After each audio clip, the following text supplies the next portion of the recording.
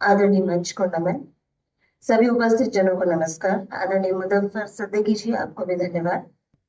आज हम सभी यहाँ पर जो मौजूद हैं, शिक्षा और साहित्य एक अंतर संबंध या शिक्षा और साहित्य का अनोखा संबंध। मुख्य रूप से यदि हम देखें तो सबसे पहले हम ये जाने कि शिक्षा है क्या। शिक्षा वास्तविक रूप से देखें तो वो ज्ञान नहीं है जो हमें स्कूल में मिला, हमें महाविद्यालय में मिला।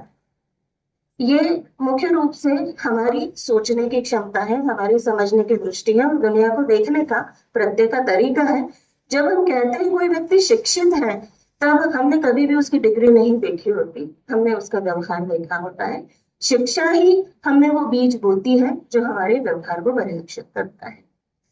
अब आगे बढ़े तो साहित्य क्या है। तो साहित्य वो काव्यात्मक और संवेदनात्मक सामाजिक सामग्री है जो हमारे भीतर के गहरे विचारों को जागरूक करती है। हम एक बहुत छोटा उदाहरण लें, हम सभी ने कभी ना कभी शेक्सपियर के हैमलेट को पढ़ा है।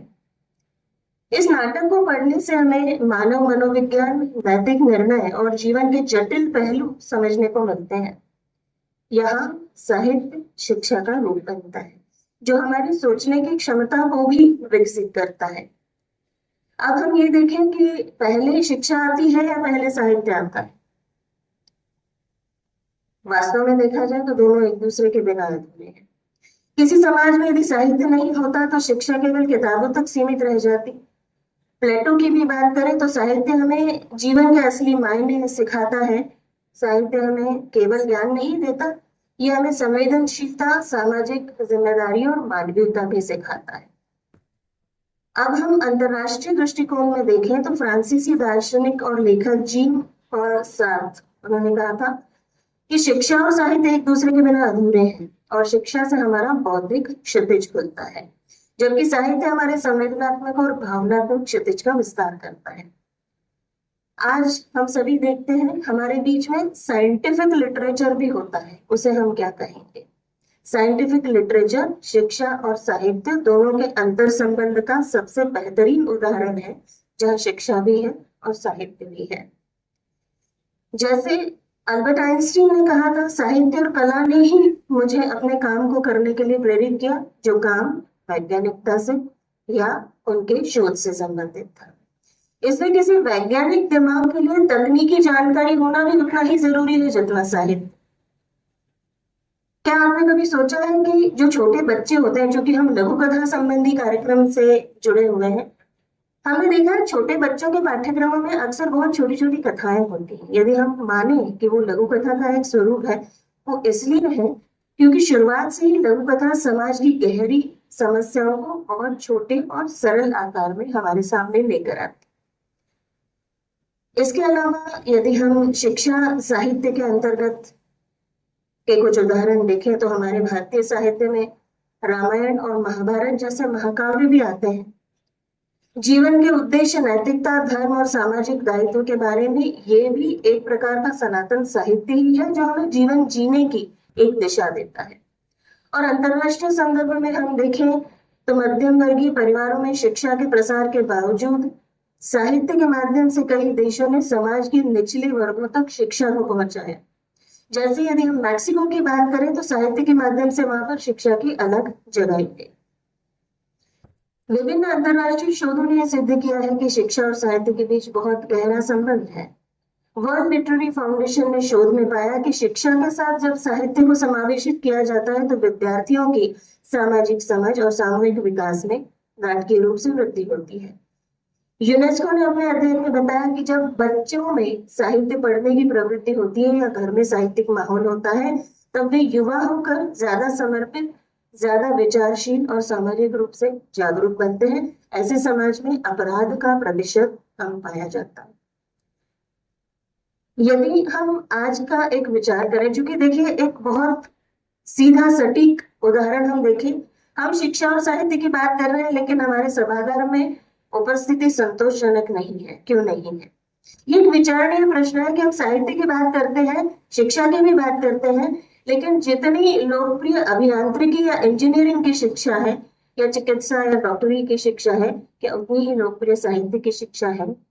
और यदि नहीं है तो हम उसे बनाते क्यों नहीं? बनाना चाहते हैं तो कैसे बना सकते हैं? लेकिन यदि हम इसके गहराई में जाकर देखें तब अभियांत्रिकी की शिक्षा में भी साहित्य महत्वपूर्ण किस प्रकार से है, क्योंकि इस चीज को रेखांकित नहीं किया गया इसलिए हमें ये पता नहीं। यदि हम वर्तमान आधुनिक चिकित्सा शिक्षा में साहित्य के योगदान को देखें तब एक नवीन विषय हमारे सामने आता है, मेडिकल ह्यूमैनिटीज यानी चिकित्सा मानविकी। ये विषय चिकित्सकों को न केवल चिकित्सा संबंधी तकनीकी ज्ञान देता है, वो उन्हें मानवीय संवेदनाओं, नैतिक दुविधाओं और सामाजिक जटिलताओं के बारे में भी सोचने के लिए प्रेरित करता है। यदि जॉन हॉपकिंस विश्वविद्यालय में चिकित्सा छात्रों के लिए साहित्य का पाठ्यक्रम अनिवार्य किया गया है तो इसके पीछे यही सोच है। अभियांत्रिकी की बात करें तो गूगल, माइक्रोसॉफ्ट और एप्पल में अब ऐसे कर्मचारियों की मांग होती है जिनके पास साहित्य, मानविकी या सामाजिक विज्ञान में भी डिग्री हो, जिससे एक सृजनात्मक सोच विकसित हो सके। अब हम एक बहुत संक्षेप में ये देख सकते हैं कि हमारा जो सनातन साहित्य है उसे हम साहित्य या ज्ञान, साहित्य या शिक्षा दोनों कह सकते हैं, जिसमें हमारे वेद, पुराण, उपनिषद और अरण्यक आते हैं।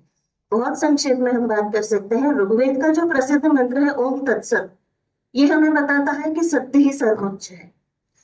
वर्तमान समय में हम देखें तो प्रत्येक व्यक्ति चैट जीपीटी या जेमिनाई के पास अवश्य जाता है, लेकिन आर्टिफिशियल इंटेलिजेंस के दौरान काम करने के लिए मशीनों के निर्णय सत्य और निष्पक्षता से भरपूर है या नहीं, इसकी जांच करने के लिए आपका ओम तत्सत होना कितना आवश्यक है, ये हमें वेदों ने इतने पहले बता रखा है।